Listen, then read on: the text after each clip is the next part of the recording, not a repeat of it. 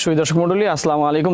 দেশের বাইরে থেকে যারা ভিডিও দেখছেন তাদের সকলকে শুভেচ্ছা এবং অভিনন্দন। আমরা আমাদের 082 অর্থাৎ 182 নাম্বার ক্লায়েন্ট আইডি জনাব জুয়েল খান সাহেব, উনি একজন প্রবাসী। তো প্রবাসীদের বাড়ির ক্ষেত্রে আমরা অনেক বেশি সতর্ক থাকি, যেহেতু ওনারা দেশে থাকেন না।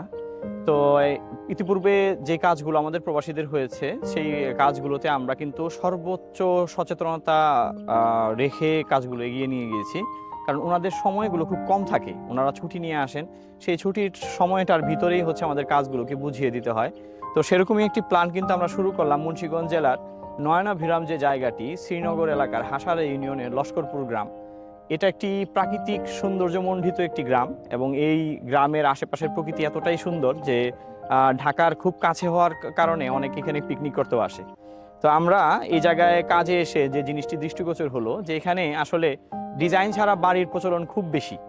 তো আমাদের সাথে হচ্ছে আলম ভাই আছে, এখানকার স্থানীয় ঠিকাদার এবং খুব কাজ করে। ওনার কাছ থেকে জেনে যেটা বুঝতে পারলাম যে এখানে আসলে ডিজাইনের প্রচলনটা এই কারণে নেই, মালিকদের ভিতরে একটা ভুল ধারণা তৈরি হয়ে গেছে যে ডিজাইন করে বিল্ডিং করার কারণে খরচটা বেড়ে যায়। আসলে ব্যাপারটা এরকম না। ব্যাপারটা যদি আমি এইভাবে এক্সপ্লেইন করি, আমরা যেহেতু আমরা মানুষ দিয়েই হচ্ছে জিনিসটাকে উদাহরণ দিই। আমি আর আঙ্কেল দুইজন দাঁড়ানো, আমাদের শরীরের ভিতরে কিন্তু অর্গান কাজ করে।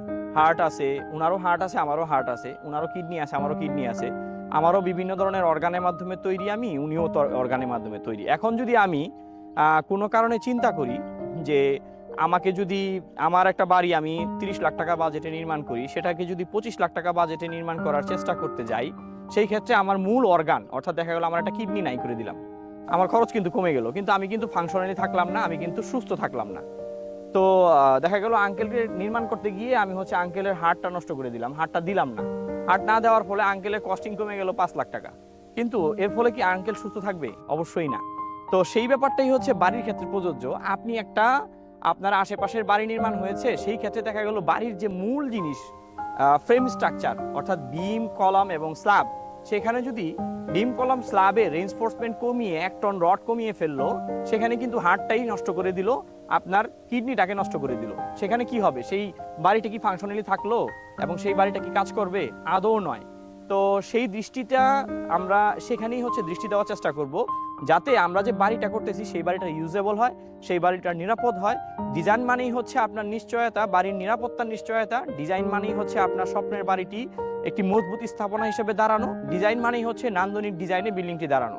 আমরা এরকমই দেখেছি লস্করপুরে পুটিমারার এদিকে একটা বাড়ি, যেই বাড়ি 2800 স্কোয়ার ফিট, কিন্তু সেটা ফাংশনালি না এবং ভিতরে বসবাসযোগ্য না। তো এরকম বাড়ি কেউ করবেন না। বাড়ি ছোট হোক, 1300 ফুট হোক, 1500 ফুট হোক, তবে সেটা সাজানো, গোছানো, পরিপাটি এবং মজবুত একটি স্থাপনা হোক, সেই আশা এবং প্রত্যাশা ব্যক্ত করছি।